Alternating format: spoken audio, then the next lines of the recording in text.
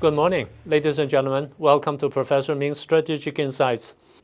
Communist China blew its top last week because the State Department of the United States notified the Congress saying that they're going to process an arms sales to Taiwan.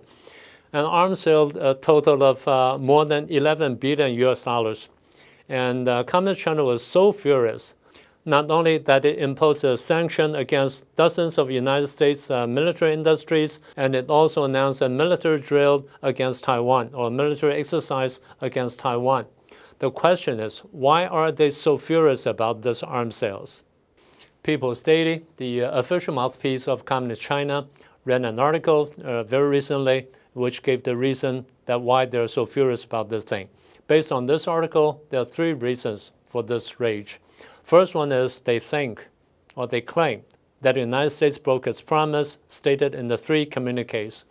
The 1979 Shanghai Communique, which normalized the relationship between the two capitals, and then the 1979 Communique, which established formal diplomatic relations between the two countries, and the so-called August 17th Communique signed in 1982, which regulates the arms sales, the United States arms sales to Taiwan. And they claim that the United States broke the promise stated in these three communiques. That's the first reason. The second one is in this arms sales, there are some offensive weapons included. In the past, claimed by the People's Daily article, that the United States sold basically defensive weapons or defensive type of weapons to Taiwan only. But this time they broke the line. That's the second reason. The third reason is that they claim the United States crossed the red line on the Taiwan issue, and the red line dictated by Communist China. So these are the three basic reasons that they are so mad about this arms sales. Let's examine these three accusations one by one. The first one says that the United States breaks its promises made in the three communiques. But in the eyes of Washington, it is actually the Communist China who breaks the promises made in the three communiques first. Because in the three communiques, Communist China, or the leaders of Communist China, promised or pledged to solve the Taiwan issue in peaceful ways, or in peaceful means, whatever it is. But the things we see in recent years, the intimidating actions, both actions and words taken by Beijing against Taiwan, are so serious that which made the United States suspicious about Beijing's intention of solving the problem in peaceful ways. So in the eyes of Washington decision makers, it is you, Communist China, who breaks the promise first instead of us. And that's the response Washington takes to the first accusation. And secondly, Beijing accused the United States of selling offensive weapons to Taiwan. Yes, that may be true. But why don't you look at yourself first? You, Communist China, has been building your military in such magnitude. Navy, Army, Air Force, nuclear submarines, and airplane carriers, and even rocket forces. Not only that you're building your military in such magnitude, but you use your military to intimidate Taiwan and the neighboring countries.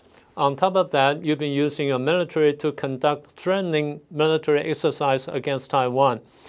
For instance, the one in early August 2022, and this one, the early December 2025. And not to mention the very frequent so-called combat readiness patrol around Taiwan. All these are not only a threat to Taiwan, but also a threat to the regional peace and even global peace. And not to mention Taiwan's democracy and Taiwan's strategic positions and Taiwan's semiconductor industries. And they're so important to global economy. And that's why I have no choice but to sell offensive weapons to Taiwan to help Taiwan defend itself.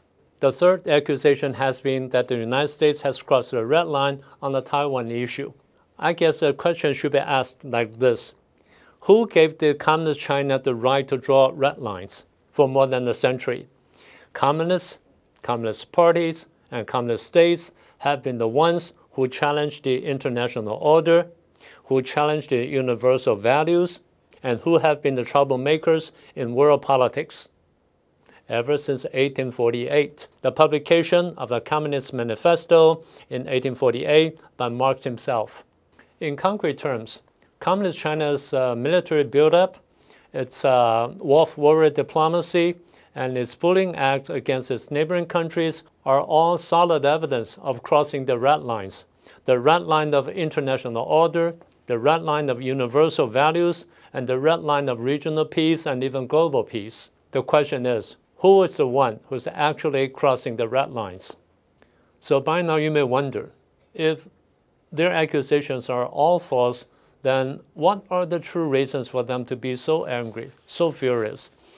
Well, arms sales to Taiwan is of course, the ostensible reason.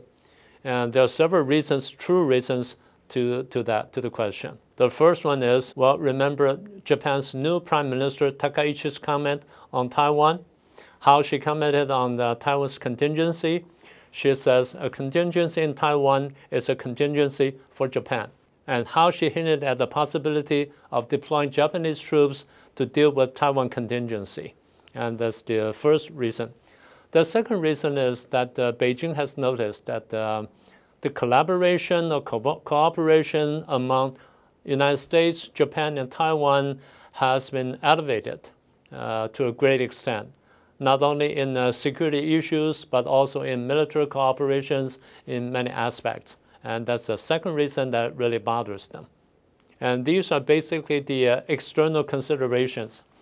And besides that, there are also, of course, domestic considerations. As we mentioned before, they have been purging so many generals, 3-star generals and 2-star generals, and so on and so forth, that Xi Jinping wants to make sure that he has full control of China's military. And a sanction against United States military industries and the military exercise against Taiwan is a good demonstration of this capacity of his. And also, we've been talking about the sliding economy in China, and also the social instability resulting from the sliding economy. All these are problems for him to worry about. Before I conclude today's program, let me add one more thing, one more observation. Personally, I think the recent release of United States National Defense Authorization Act, in this document, it says that it's going to release or disclose Chinese officials' assets, both domestic and abroad. To the outsiders, it may not seem so important, but to the leaders in Beijing, it's like a nuclear bomb. Its impact will be very devastating, actually very, very devastating. Since the details of the document haven't come out, I'll save it for later programs. But let me warn you, it is so devastating that the outcome would be probably beyond our imagination. But anyway, let's looking forward to it. That's all I want to share with you today. I hope you like it. If you haven't subscribed to it, please do so and share it with your friends. And do remember to click the icon bell so that you get the on-time notification. And that's all for today. I'll see you next time.